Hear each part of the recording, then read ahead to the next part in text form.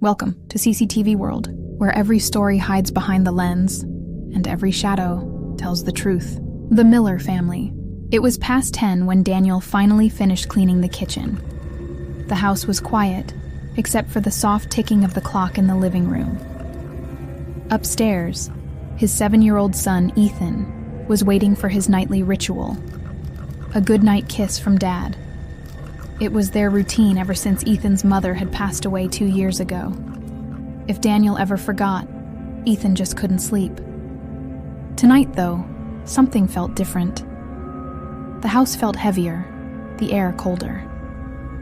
As Daniel climbed the stairs, the hallway light flickered once, briefly dimming the pictures of his family hanging on the wall.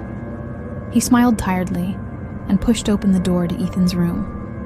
The small lamp on the bedside table gave off a weak orange glow. Ethan was sitting upright under the blanket, staring at the doorway. His eyes were wide and unblinking.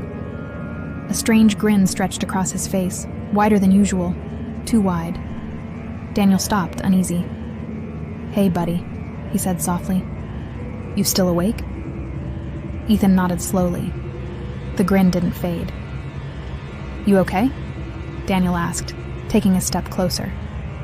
Ethan's voice was calm, but cold. "Daddy, check for monsters under my bed." Daniel chuckled. "Again? You're getting too old for that." "Please," Ethan whispered. The grin stayed frozen. With a sigh, Daniel got down on one knee. "All right, just to be sure."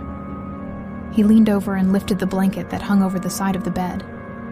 It was dark under there, darker than it should have been.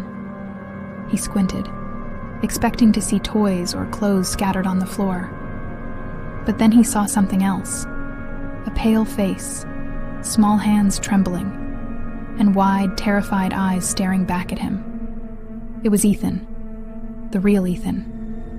Tears ran down the boy's cheeks as he whispered, "Daddy, there's someone on my bed." Daniel froze. For a moment, his mind refused to process it. Slowly, he turned his head upward.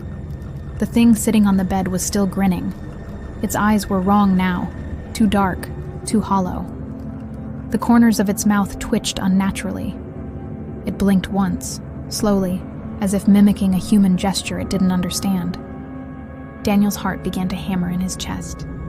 He reached under the bed and grabbed the real Ethan, pulling him out and clutching him tightly. The creature tilted its head to one side, the movement jerky and deliberate. "Daddy," it said in Ethan's voice, though the tone was distorted, stretched, and too deep. "Where are you going?" Daniel backed away, dragging his son toward the door. His hand fumbled for the doorknob. The lights flickered again.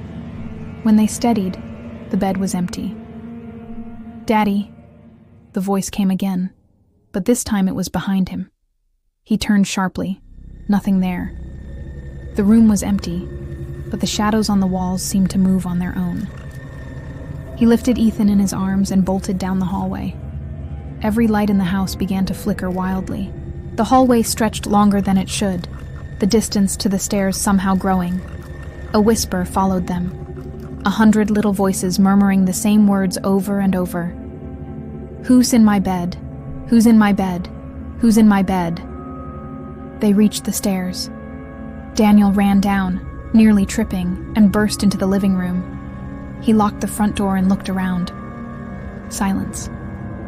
Ethan clung to his father's shirt, sobbing softly. "Daddy, what is it?" "I don't know," Daniel whispered. "It's okay. We'll be fine." Then, a thud upstairs. Heavy, slow, thud, thud. The sound of small bare feet walking across the floorboards. Daniel looked up toward the ceiling, terror spreading through his body. He moved quickly to the basement door, pulling it open.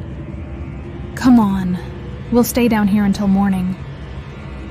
They hurried down the steps. The basement was cold, filled with boxes and old furniture. Daniel shut the door and turned on a small lamp.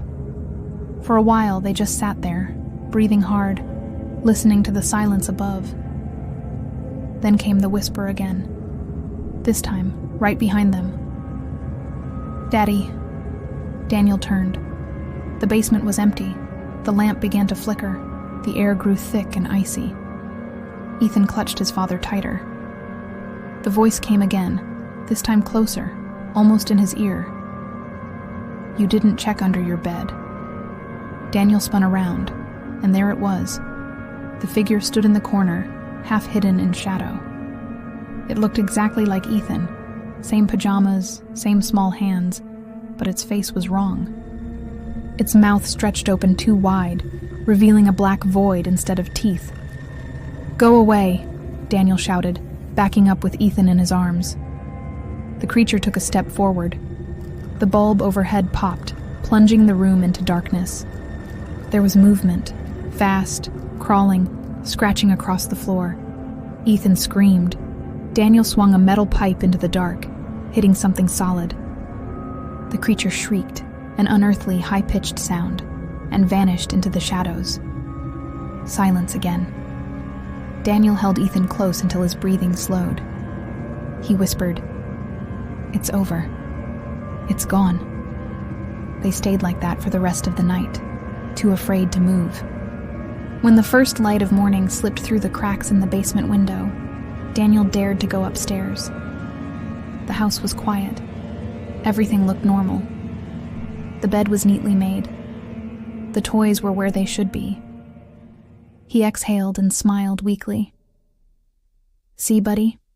Nothing to worry about." Ethan nodded, rubbing his eyes. He was exhausted. "Can I go back to sleep, Daddy?" "Sure," Daniel said, tucking him into bed. He kissed his forehead and turned to leave. As he reached the doorway, a small voice behind him said, "Daddy, check for monsters under my bed." Daniel froze. Slowly, he turned back. The boy in the bed was smiling again, the same wide, unnatural grin.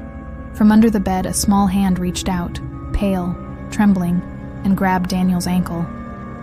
And from below came the whisper, soft and terrified. "Daddy, there's someone on my bed." Thank you for watching. For part 2 of this story, visit our channel CCTV World. Don't forget to follow for more real horror and thrillers.